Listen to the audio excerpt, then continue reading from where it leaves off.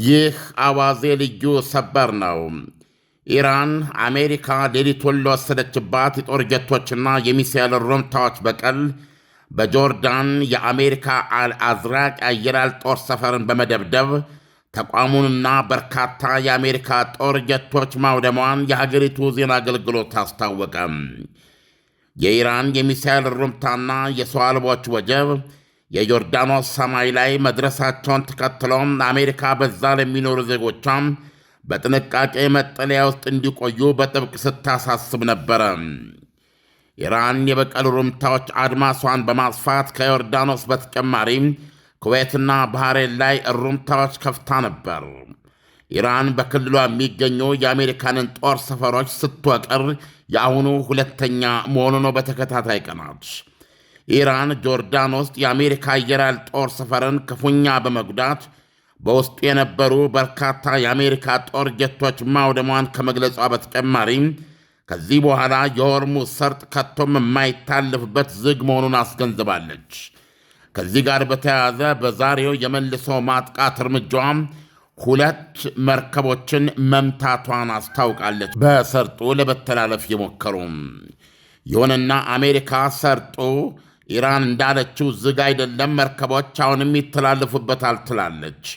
በነገራችን ላይ በትናንት ሌሊቱ የአሜሪካ የጦር ጀቶችና የቶማሃውክ ሩምታም የተደበደቡት ከቴህራን መዳረሻዎች ጭምር አቢየክ፣ ኳርቻርክ፣ ሚናብ፣ ናዛርባድ እና ካራጅ የተሰኙ የኢራን ግዛቶች መሆናቸው ታውቋል።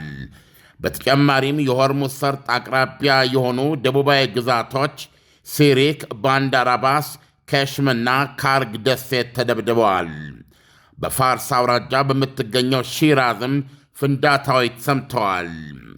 ሲሪክ እንደምታስታውሱት አሜሪካ በማክሰኛው ሌሊትም ጥቃት ያደረሰችባት የወደብ ከተማ ናት። በዛች ግዛት ውስጥ የአሜሪካ ጦር ካደረሳቸው ጉዳቶች መካከል 2 የውሃ ማጠራቀሚያ ታንከሮች እንደሚገኙበት ይታወሳል። ውሃ የሰላማዊ ሰዎች መጠቀሚያ መሆኑ እየታወቀ አሜሪካ ይህን ጥቃት ማድረሷ የሚያስጠይቅ ነው የሚሉ ዘገባዎች አሉ። ይሁንና ኢራን በሲሪክ በ2 የውሃ ማጠራቀሚያዎች ላይ በደረሰው ውድመት ወይም ጉዳት የተነሳ የአካባቢው ነዋሪዎች የውሃ አገልግሎት የተቋረጠባቸው መሆኑን አስታውሳ አገልግሎቱን በ12 ሰዓታት ውስጥ መልሳ መስጠት መቻሏን ገልጻለች። በተመሳሳይ ሁኔታ ከተደበደቡት መካከል ካርግ ደሴት 80 በመቶ የኢራን የነዳጅ ዘይት ሽያጭ ወደ ዓለም የሚካሄድበት መሆኑ ይታወቃል። ኢራን በዛሬው አጸፋ ጥቃቷ ክፉኛ ውድመት ያደረሰችው በዮርዳኖስ አልአዝራቅ የአሜሪካ አየር ኃይል ጦር ሰፈር መሆኑን መሠረት አድርጎም ሲኤንኤን ተጨማሪ ማብራሪያ ፍለጋ የአሜሪካንን ማዕከላዊ እዝ ሴንትኮም ለማነጋገር ሞክሯል። ኢራን ይህን ጦር ሰፈር ለተከታታይ 2 ቀናት ኢላማ ማድረጓ ይታወቃል። እስካሁን የአሜሪካ ጦር የተባለው ጦር ሰፈር አልተመታም ወይም በርካታ የጦር ጀቶችም አልነደዱም በማለት አላስተባበለም ነበረ። ይሁንና አሁን አንዳንድ ምላሾች እየተሰሙ ነው። የኢራን እስላማዊ ዘብ ግን ውዶቹ እጅግ ዘመናዊና ራዳር ስውሮቹ ኤፍ-35ቶችን ጨምሮ ኤፍ-15ና ኤፍ-16 የጦር ጀቶችን ዛሬ በጠዋቱ እንዳነፈራቸው በጽኑ መተማመን ይናገራል። 12 ሚሳኤሎች ተኩሻለሁ ብለዋል። ሲኤንኤን በዘገባው 12ቱ ሚሳኤሎች የተነጣጠሩት በዚሁ በአየር ኃይል ጦር ሰፈሩ ላይ ብቻ ይሁን ወይም በሌሎች ኢላማዎች ላይ ለይቶ አላሳወቀም ብሎ ነበረ። በምህጻረ ቃል IRGC የሚባለው የኢራን እስላማዊ ዘብ የዮርዳኖስ ስኬቱን ትክክለኛነት ለማስረገጥ በአልአዝራቅ ጦር ሰፈር የውዶቹንና ራዳር ስውሮችን ኤፍ-35 የጦር ጀቶችን መቆሚያ ሃንጋሮች መውደማቸውን አስረግጠዋል።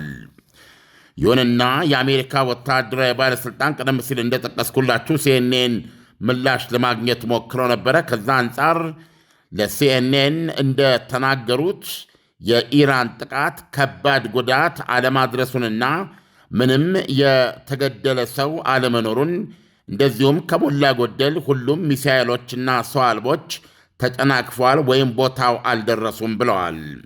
ባለሥልጣኑ በዚህ ንግግራቸው የአየር ኃይል ጦር ሰፈሩ ላይ የሆነ ጉዳት መድረሱን ከባድ ባይሉትም ጉዳት መድረሱን ግን ያረጋግጣል። ከሞላ ጎደል የሚለው አገላለጻቸውም አንድም ይሁን ወይም ሁለት ወይም ሦስት ሚሳኤሎችና ሰው አልቦች ወይም ሁለቱም ወደ ኢላማቸው ሳይደርሱ እንዳልቀረም ይጠቁማል። እስካሁን የኢራን እስላማዊ ዘብ በአሜሪካ ጥቃት ምክንያት በከፈተው የበቀል እርምጃ በክልሉ በሚገኙ የአሜሪካ ጦር ሰፈሮች ላይ ያነጣጠረባቸው ኢላማዎች ቁጥር 18 መሆኑን ገልጿል። የአልጀዚራ ዘገባ አሁን እንዳረጋገጠው ደግሞ ኢራን ወደ ዮርዳኖስ የከፈተችው የ12 ቦሊስቲክ ሚሳይሎች እሩምታም አልአዝራቅ አየር ኃይል ጦር ሰፈር ላይ ብቻ የተነጣጠሩ እንደነበሩ አረጋገጠ።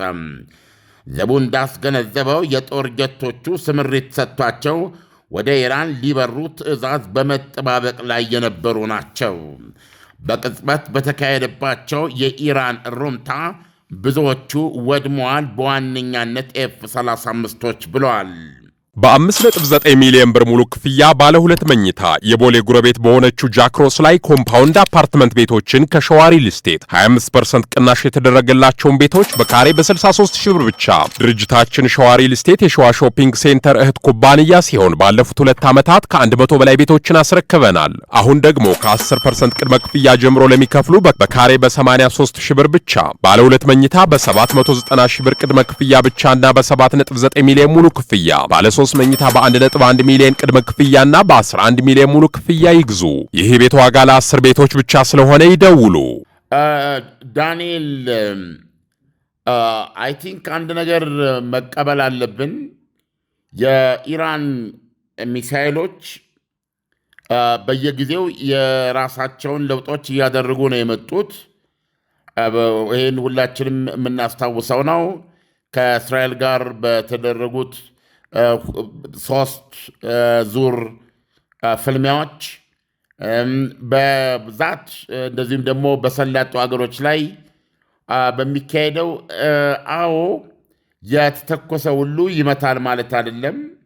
አንደኛ ኢላማ አይስቴ የመሆናቸው ጉዳይ የኢላማ ጭንቅላት ላይ የማረፍ የቴክኖሎጂ ብቃታቸው ከምዕራባውያኑ ስሪቶች ጋር እኩል የሚታይ አለመሆኑ፣ እንደዚሁም ደግሞ የተተኮሰ እንዲመታ በአየር መቋሚያ መመታቱ ወይም መጨናገፉ፣ እነዚህ ተደምረው ኢላማ የመምታት እድሉን ሊያሳንሱት ይችል ይሆናል። ነገር ግን ኢላማ የመምታት እድሉን አያሳጡትም። ዳንኤል አሁን አደገኛ ሆኖ የምንረዳው ከዜናዎቹን በሙሉ ደጋግመ ስትመለከት የዮርዳኖስ አየር ኃይል ጦር ሰፈር በዮርዳኖስ የአሜሪካ አየር ኃይል ጦር ሰፈር አልአዝራቅ ጉዳት ደርሶበታል። አሁን ኢራኖች የሚሉት ጉዳት በጣም ግዙፍ ነው። የኤፍ-35ቶች ሃንጋሮች ናቸው የወደሙት ነው የሚሉት። እንግዲህ የጦር ጀቶች ሃንጋር አላቸው። ሃንጋር ለመኪና ማቆሚያ የሚሰራ የራሱ ከለላ ያለው ሃንጋር የታወቀ ነው እና የጦር ጀቶችም በየራሳቸው ማቆሚያ ሃንጋር ውስጥ ነው የሚቆሙት እና እነዛ ሃንጋሮች ነው ወደሙ የሚሉትና በውስጣቸው ያሉ አንድ ኤፍ-35 የጦር ጀት ብቻ አገልግሎቱ የቴክኖሎጂ ርቀቱ እና በአሁኑ ሰዓት በዓለማችን ላይ ያለ ቁጥር አንድ የጦር ጀት ነው። ይሄ ሁሉ በአሁኑ በአሜሪካና በኢራን መካከል የተነሳው የከፋ መተጋተግ ምንጩ አንድ አፓቼ ሄሊኮፕተር ሰኞ ምሽት በኢራን ሰው አልባ ተመቶ በመውደቁ ነው። አሁን ኢራን የምትለው እውነት ከሆነ እውነት ላለመሆኑ ደግሞ ማስተባበያ አልቀረበበትም። የአሜሪካ ባለስልጣን የሰጡት ማስተባበያ አብዛኛው ሁሉም ማለት በሚቻል ደረጃ ነው ያሉት። ነገር ግን ልብ አድርግ 12ቱ ሚሳኤሎች የተነጣጠሩት እዚህ አየር ኃይል ጦር ሰፈር ላይ ነው። እና አብዛኛው መክሸፉን የተናገሩት አንዳንዱ ሳይደርስ ቀርቷል ነው ያሉት። እና ቅድም እንዳልኩት በዘገባው ላይ አንድም ይሁን 2 ወይም 3 የማለፍና ኢላማ የመምታት እድሉን ግን አልካዱም። እዚህ ውስጥ ይህን ያልኩበት ምክንያት ሚሳኤል ብቻ ሳይሆን የሰው አልባ ወጀብም አለው ተኩሱ ላይ። ስለዚህ እሳቸው ያሉት ሰው አልተጎዳም ነው። ይሄንን በማለት የአየር ኃይል ጣቢያው ግን መመታቱን አልካዱ። ስለዚህ ደግሞ የአየር ኃይል ጣቢያው ተመቶ ከሆነ ወይም አንድም ጉዳት የደረሰበት የጦር ጀት የለም ግን አላሉም። ሰው እነዚህን ግምት ስናስገባ ቢያንስ ኢራኖች ዮርዳኖስ ውስጥ የሚገኘውን የአሜሪካ አየር ኃይል ጦር ሰፈር መጥቷል ብለህ መደምደም ትችላለህ። ይሄ አንድ እንኳ የኤፍ-35 የጦር ጀት በተቀመጠበት አውድሞ ከሆነ የ10 እና የ15 አፓቼ ሄሊኮፕተሮች ዋጋ ነው አንድ ኤፍ-35 የጦር ጀት። ስለዚህ የኢራን የበቀል እርምጃዎችም አሜሪካንን ዋጋ እያስከፈሉ መሆኑን የግድ እንድታውቅ ያስገድዳሉ። በተመሳሳይ ሁኔታ ኩዌት በጣም ነው የተደበደበችው ሌሊቱን፣ እንደዚሁ የአሜሪካ የጦር ሰፈሮችን በመፈለግ ማለት ነው። እሷም ኢንተርሰፕት አድርጊያቸዋለሁ አጨናግፊያቸዋለሁ ብትልም የአየር ክልሏ ዝግ ነው። በተመሳሳይ ሁኔታ ባህሬን ላይ በተከታታይ በ2 ቀናት የኢራን ሚሳይሎች የሚነጣጠሩት የአሜሪካ 5ኛው ባህር ኃይል ዋና ጽሕፈት ቤት ውስጥ ነው። ይሄ ባህር ኃይል ዋና ጽሕፈት ቤት በመካከለኛው ምስራቅ የአሜሪካንን ባህር ኃይል እንቅስቃሴ የሚቆጣጠርና የሚያዝ ነው። የፋርስ ባህረ ሰላጤ፣ የኦማን ባህረ ሰላጤ ራሱ በሚድል ኢስት ውስጥ ያሉ የሙሉ የባህር እንቅስቃሴን የአሜሪካንን የጦር የባህር ኃይል ጦር እንቅስቃሴን የሚመራ ነው እና ተደጋጋሚ እሩምታዎች ነው እየተከፈቱበት ያሉት። ቢያንስ ትናንትና ባደረገችው ጥቃት የተኮሰቻቸው ሚሳይሎችን በተመለከተ ሲኤንኤን ጂኦሎኬትድ በሚሉት መንገድ አረጋገጥኩ እንዳለው የአየር ኃይል ጽሕፈት ቤቱ ወይም የባህር ኃይል ጦር ሰፈሩ አጠገብ ከፍተኛ ብልጭታና ፍንዳታ መኖሩን አረጋግጧል።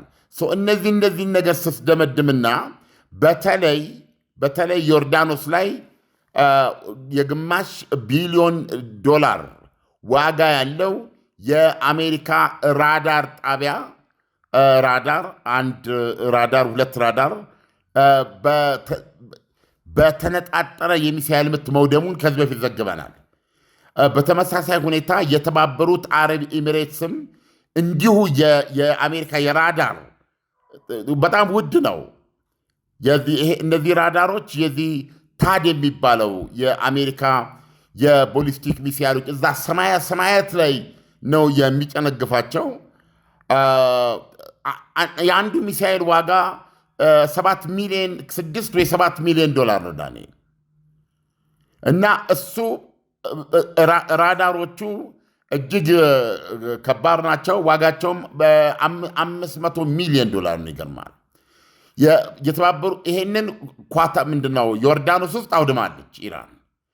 ኳታር ውስጥ ደግሞ የዚህ ራዳር ማሳደሪያ ራዳሩ የሚገኝበትን እጅግ በተጠናከረ ኮንክሪት የተሰራ መጠለያን አፍርሰዋለች። በሚሳኤል ተመቶ መጠለያው ወድሟል። አክቹዋሊ ውስጡ ያለው ራዳር ወድሟል ወይም የጉዳቱ ደረጃ ምን ያህል ነው የሚለው ብቻ ነው የማይታወቀው። እነዚህን ስትደምር የኢራን እሩምታዎች ዝም ብሎ በዋል ፈሰስ በአየር ላይ እየተቀነደቡ የሚቀሩ እና ኢላማቸው ላይ የማይደርሱና ኢላማቸውን የማይመቱ ናቸው ብሎ በዜሮ የማባዛቱ መንገድ የሚያስኬድ አይመስልም። ስለዚህ ዳንኤል ታስታውስ እንደሆነ በዘገባችንም ላይ የአሜሪካ ገንዘብ ሚኒስትር ቪንሴንት በአሜሪካ በሰላጤው ሀገሮች ውስጥ ባሉ ጦር ሰፈሮች ላይ በኢራን ጥቃት የወደሙ የአሜሪካ ጦር ሰፈር መዋቅሮች፣ የጦር አውሮፕላኖች፣ ከጦር አውሮፕላኖች ባለፈ ደግሞ ኢቭን K-35 በጣም ይቅርታ አድርጉልኝ አድማጮች፣ አንዳንዴ እንዳይምታታ ይሄ የቅኝት እጅግ ውድ የሆነ አሜሪካ 6 ነው ያላት ሳውዲ አረቢያ ውስጥ የወደመው ማለት ነው። የጦርነቱን ሁኔታ ጦርነቱን አክቹዋሊ በቀጥታ ለጦር አዛዦች ማስተላለፍ የሚችል ማንኛውንም ውሳኔ እንድትወስድ የሚያስችል አይን ማለት ነው። የቅኝት አውሮፕላን ነው አሜሪካ ነች በዚህ ደረጃ ያላት። ከነሱ ውስጥ አንዱን ነው በተነጣጠረ የሚሳኤል ምት እዛው ሳውዲ አረቢያ የአሜሪካ አየር ኃይል ጦር ሰፈር በሳውዲ አረቢያ ንጉሥ ስም የሚጠራ ነው፣ እዛ ላይ ነው የመቱት። እነዚህን ግምቱ ስታስገባ የገንዘብ ሚኒስትሩ በሰላጤ ሀገሮች ዙሪያ በአሜሪካ የጦር ሰፈሮች ላይ የደረሰው ውድመት ታስቦ እሱ ከኢራን በማዕቀብ ከተያዘ ከ100 እስከ 120 ቢሊዮን ዶላር ውስጥ ታስቦ በሱ የሚወራረድ ይሆናል የሚል ዜና ሰርተናል። ኢራኖች በጽኑ ይህንን ተቃውመውታል። በጣም የሚጠብቁት የራሳችን የታሰረ ገንዘብ ነው ይሄ ሊሆን አይችልም በሚል ከፍተኛ ክርክር የጀመሩበት ነው እና ይህንን ስናይ ከዚህ በፊቶችም ያንን ጉዳት ማምጣታቸውን ግምት ስናስገባ ኢራኖች በተደጋጋሚ ወደ ኩዌትና ወደ ባህሬን እንዲሁም ደግሞ ወደ ዮርዳኖስ እየተኮሱ ያሉት አሜሪካ ላይ ጉዳት አላደረሰም ብሎ ማጠቃለሉ በጣም ከባድ ነው የሚሆነው። በተለይ አሁን የዮርዳኖስ ግን ማስተባበል የሚቻልበት አይመስልም። የአሜሪካ የአየር ኃይል ጦር ሰፈር አዝራቅ ነው የሚባለው፣ እዛ ላይ የእስላማዊ አብዮታዊ ዘቡ ከፍተኛ ጉዳት አድርሰናል በራሱ በጦር ሰፈሩ ላይ እና በዚህም ምክንያት የኤፍ-35 የጦር ጀቶች ሃንጋሮቹን ምን ያወደም ነው ብለዋል እና አሜሪካ በርካታ የጦር ጀቶች ወድመውባታል ብለዋል። ይህን በተመለከተ ለሲኤንኤን ያስተባበሉት የአሜሪካ ባለሥልጣን ግን የተመታብን የጦር ጀት የለም አላሉም። ዓለም ዶናልድ ትራምፕ ኢራን ላይ እየወሰዱት ያሉት እርምጃ አሜሪካ በኢራን ለተመታባት ሄሊኮፕተር የበቀል እርምጃ ብቻ አድርጎ መውሰድ ይቻላል ወይስ ኢራንን ውሉን ለማስፈረም በኃይል እያስገደዱ ነው ወይ የሚለውን ብታብራራልን። ዳኒ፣ ትክክለኛ ጥያቄ ነው። የሄሊኮፕተሩ በቀል ብቻ ሳይሆን በዋነኛነት ኢራን ልትፈርምልኝ አልቻለችም፣ ይህን ውል ልትሰጥልኝ አልቻለችም፣ ዝም ብላ ነው ጊዜ የምትገድለው ወይም በነፍሳችን ነው የምትጫወተው የሚል መግለጫ ነው ትናንት በጣም ሲሰጡ የቆዩት። ምንድነው ከዚህ ቀደም እንዳልነው በኢራንና በአሜሪካ መካከል ያለው ዋናው የጦርነቱ ብልት ጊዜ ነው። ዶናልድ ትራምፕ አንደኛ የኑሮ ውድነቱ ከዚህ በፊት እንዳልነው በነዳጅ ዋጋ ላይ ሂሳብ ምንድን ነው ዋጋ ጨመረ ማለት በማንኛውም ሸቀጥ ላይ ዋጋ ይጨምራል ማለት ነው። የኑሮ ውድነት ይሄዳል ማለት ነው። አሜሪካ 4% በላይ ሆኗል የኑሮ ውድነት በፐርሰንቴጅ። ይሄ ካለፉት 3 ዓመታት ወዲህ ሆኖ የማያውቅ ነው የሚባለው። ስለዚህ ዶናልድ ትራምፕ ደግሞ ወደ ምርጫ ከመጡበት አንዱ የህዝቡን ኑሮ ማቅለል ነው። ስለዚህ በዚህ በኩል ትልቅ የፖለቲካ ኪሳራ ነው የገጠማቸው።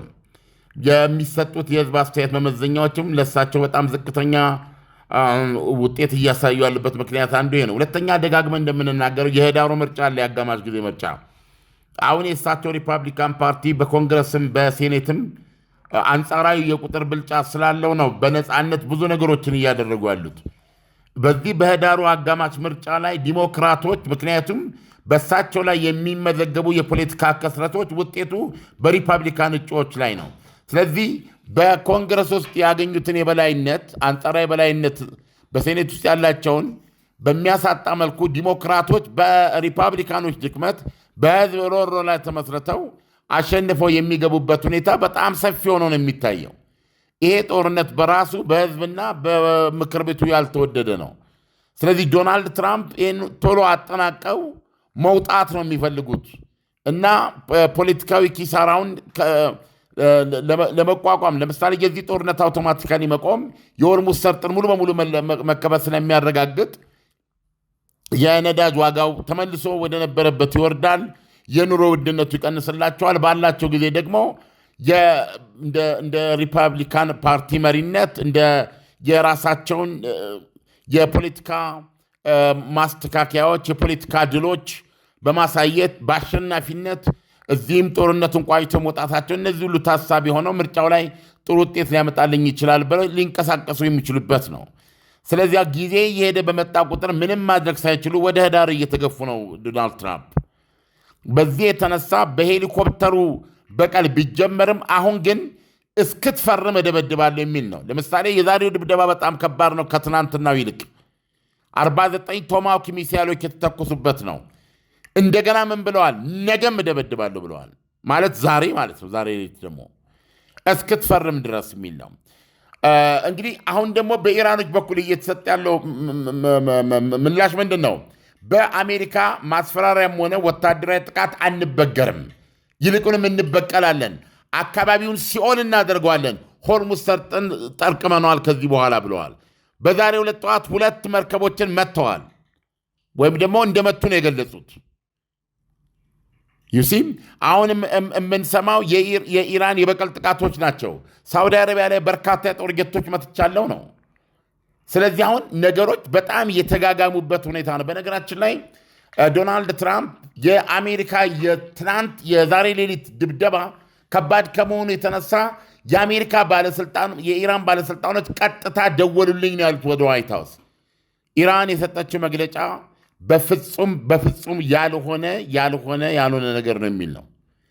ስለዚህ ጥያቄን ለመመለስ የሄሊኮፕተሩ በቀል ብቻ ሳይሆን ውሉን ለማስፈረም ዶናልድ ትራምፕ የሆርሙዝ ሰርጥን ወደ ቀደመ ቦታው መመለስን የሚያረጋግጥና ኢራን የኒውክሌር መሳሪያ እንደማትይዝ የሚያረጋግጥ በእጇ ላይ ያለውንም የበለጸገ ዩራኒየም እንድታስረክብ የሚያደርግ ስምምነት ተፈራርመው በዚህ ጦርነቱን ዘግተው ለመውጣት የሚፈልጉት እሱን በአስቸኳይ መፈረም አለበት፣ ብዙውን ክፍል ተነጋግረንበታል የሚል ማስገደጃም አድርገው ነው እየተኮሱ ያሉት። ስለዚህ ጥያቄ ለመመለስ ትክክል ነው። በሄሊኮፕተሩ ብቻ አይደለም፣ ከሄሊኮፕተሩ ባሻገር ውሉ እንዲፈረም ለማድረግ ነው። ነገር ግን የምታየው የኢራን መከታከት ደግሞ ይህንን የሚሰጣቸው አይመስልምና ኢራን በዚህ አሁን ለምሳሌ 18 ኢላማዎች ላይ ነው ተኮስኩ ያለችው እና አሁን ለምሳሌ ቀላል ነገር አድርገህ እንዳትመለከተው ኤፍ-35 ጀቶችን አንዱን እንኳ ጀት አውድማ ከሆነ የሚገርም ነገር ነው። አሜሪካ ኤፍ-35 ጀቶችን ማጣት የጀመረችበት ቦታ ነው የሚሆነው ይህ ጦርነት። ስለዚህ የጦርነቱን ሁኔታ ይበልጥ የሚያባብሰው ነው የሚሆነውና አጠቃላይ ሁኔታው ወደ ከባድ ጦርነት የማምራቱ ዕድል ሰፊ ነው። ዳንኤል ዓለም ዶናልድ ትራምፕ ከማክሰኞ የጀመሩትን ድብደባ ትላንትም ቀጥለዋልና ስለዚህ ድብደባው ለተከታታይ ቀናት ወይም ሳምንታት እንደሚቀጥል ከወዲሁ መገመት ይቻላል ወይ? እንደገና ደግሞ ድብደባው የሚቆመው መች ነው የሚለውን አያይዘህ ብትነግረን። አሁን በምታየው ሁኔታ የኢራን እስላማዊ ዘብ አዛዥ ሲኦል ነው የምናደርገው ቦታውን ብሏል። አሁን ማየት ያለብን እነዚህ የተተኮሱ ሚሳኤሎች ባህሬን የሚሆን ኩዌት እና ዮርዳኖስ እየመቱ ከሆነ ከባድ ነው ዳንኤል። ስለዚህ በዚህ ውስጥ የምንረዳው ነገር ምንድን ነው? ዶናልድ ትራምፕ የሚፈልጉትን ነገር እሳቸው በሚፈልጉበት መንገድ ብቻ የሚያገኙበት ሁኔታ የለም ማለት ነው የሚቻለው። ስለዚህ ጦርነቱ እንዲቆም ምክንያት የለም። አሁን ዶናልድ ትራምፕ የራሳቸውን ምክንያት ፈጥረው ካላቆሙት በስተቀር ዓለም ዶናልድ ትራምፕ የኢራን ቁልፍ ቦታዎች ላይ እየወሰዱት ያሉት እርምጃ ኢራንን ወደ ስምምነት እንድትመጣ ሊያደርጋት ይችላል ወይ? ኢራን በዚህ ላይ አሁን አንድ ነገር በእርግጠኛነት ማወቅ አለብን። ሆርሙዝ ሰርጥን ከጦርነቱ በፊት ወደ ነበረበት ሁኔታ እንዲመለስ አትፈቅድም። ስለዚህ ወይ ጭልጥ ያለ ጦርነት መግባት ነው፣ አለበለዚያ ይህንን መቀበል ያስፈልጋል። ማንኛውም ስምምነት ምናልባት ኢራን ልትገፋ ብትችል በኒውክሌር ጉዳዩ ላይ እና ዶናልድ ትራምፕ ሆርሙዝ ሰርጥን ወደ ነበረበት ለማስመለስ ዓላማቸው ነው መሆንም አለበት። ዓለም ያለበት ሁኔታ ነው። አለበለዚያ የሚስተካከል የኑሮ ሁኔታ አይኖርም። በኢራን ቁጥጥር ስር ነው የሚቀረው። በኢራን ቁጥጥር ስር በቀረበበት ጊዜ ደግሞ የክልሉ በኩር ኃይሉን ማውጣቷን መጠራጠር አይቻልም። በኢኮኖሚ በፖለቲካ እና ፖለቲካና ዲፕሎማሲ ተያይዞ እንዲሁም በጦር እነዚህን ሁሉ ደራርበው የሚሰጣት ከማንኛውም አቶሚክ ቦምብ የላቀ ጂኦግራፊካል አቶሚክ ቦምብ ነው ማነው ሆርሙዝ ሰርጥ። ስለዚህ ይህ ጦርነት ኢራንን የሆርሙዝ ሰርጥ ባለቤት አድርጓት ቢፈጸም በሰላማዊ መንገድ በውልና በስምምነት በጣም እርግጠኛ ሆኖ መናገር የሚቻለው የትናንቷ ኢራንና የዛሬዋ ኢራን ተብሎ እንጂ የድሮዋ ኢራን በነበረችበት አትገኝም። ምክንያቱም ትልቅ መሳሪያ ነው። በአንድ ጊዜ ዓለምን አፌክት የሚያደርግ የዓለምን ኢኮኖሚ መያዣ የሚያደርግ የአንዳንድ ሀገሮችን ኢኮኖሚ እንዳይነቃነቅ ማገድ የሚችል የሰላጤው አካባቢዎች በሙሉ የዚህ ሰርጥ ተጠቃሚ ናቸው። በዚህ በኩል የሚወጡት ኢራን እዛ በር ላይ ቆመች ማለት ኦልሞስት የክልሉ ሱፐር ፓወር ናት የሚያደርጋት። ስለዚህ ነው የፍልሚያው ከባድነትና ጥልቀት። ስለዚህ በዚህ ረገድ ኢራን አምና ያንን ቦታ መልቀቅ የሚኖርባት ከሆነ አሜሪካ እስካሁን ከምናውቀው በላይ አቅምና ሌላ ነገር አይ ዶንት ኖ ምን መደረግ እንዳለበት ይህ የመከላከሉ አሁን ዛሬ እስኪነጋ ድረስ ያደረገችው የጥቃት እርምጃ ዓላማም የሚፈልጉትን አያገኙም። ውጊያውን ከመረጡ በዚህ መንገድ እኛም እንዋጋውታለን የሚል ነው። ዳንኤልና ጠብቆ ማየት ያስፈልጋል። ዓለም ለትንታኔው በጣም አመሰግናለሁ። መልካም ቀን። መልካም ቀን። በ5.9 ሚሊዮን ብር ሙሉ ክፍያ ባለ 2 መኝታ የቦሌ ጉረቤት በሆነችው ጃክሮስ ላይ ኮምፓውንድ አፓርትመንት ቤቶችን ከሸዋሪ ሊስቴት 25% ቅናሽ የተደረገላቸውን ቤቶች በካሬ በ63,000 ብር ብቻ። ድርጅታችን ሸዋሪ ሊስቴት የሸዋ ሾፒንግ ሴንተር እህት ኩባንያ ሲሆን ባለፉት 2 ዓመታት ከ100 በላይ ቤቶችን አስረክበናል። አሁን ደግሞ ከ10% ቅድመ ክፍያ ጀምሮ ለሚከፍሉ በካሬ በ83,000 ብር ብቻ ባለ 2 መኝታ በ790,000 ብር ቅድመ ክፍያ ብቻና በ7.9 ሚሊዮን ሙሉ ክፍያ ባለ 3 መኝታ በ1.1 ሚሊዮን ቅድመ ክፍያና በ11 ሚሊዮን ሙሉ ክፍያ ይግዙ። ይህ ቤት ዋጋ ለ10 ቤቶች ብቻ ስለሆነ ይደውሉ።